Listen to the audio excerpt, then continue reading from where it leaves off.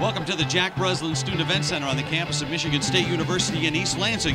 Xfinity presents high school sports and the MHSAA Class D boys basketball semifinal, where tonight the Southfield Christian Eagles defeat the Lansing Christian Pilgrims by a score of 75-68. And welcome inside the Breslin Center to the best seat in the house. We're at center court of the MHSAA Championships. What a ball game we had in this one. 16 lead changes, 16 ties in this ball game, and it goes right down to the wire. Lansing Christian, a little foul trouble in the end. 3 of their 5 starters wind up being on the bench, going out and fouling out with 4 minutes to go. That and free throw shooting by Southfield Christian, probably the difference in this game, John. It certainly made the biggest difference, and the ability of Southfield Christian inside with DeMarco White really made a lot of difference for them. The ability of creating foul opportunities, just foolish defense from both teams, but in the end, free throws made the difference and rebounding made the difference. And for Lansing Christian, 4 of their 5 starters are seniors. They ended a great career. The first time Lansing Christian has been in the semi since 1984. They have nothing to be ashamed of. Southfield Christian would go to the charity stripe 44 times in this game and make 35 of them. Let's take a look at highlights that weren't free throws in this game, and we'll start with action in the first quarter, and back and forth we would go. Here's the 3 ball to start things out, rattled around the offensive rebound, and really that was great play all day long. Jay Noyola really did a great job on the offensive glass. He had 10 total rebounds, 6 of them were offensive, and that's just a great opportunity. He was one of the young players that fouled out. Great defense there by Bakari Evelyn. He had a team-high 22 points for the game. Outside, Skyler Ross.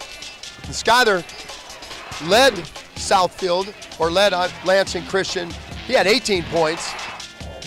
It just really wasn't enough there, Joe, because Skyler Ross just didn't get good looks to the basket. Great defense outside by Southfield Christian. Lindsey Hunter, 21 points for the game. Back and forth we would go. Lead changes abundant. However, in the second quarter, Southfield Christian would never relinquish their lead, even though you see the kick out here and another 3 by Ross.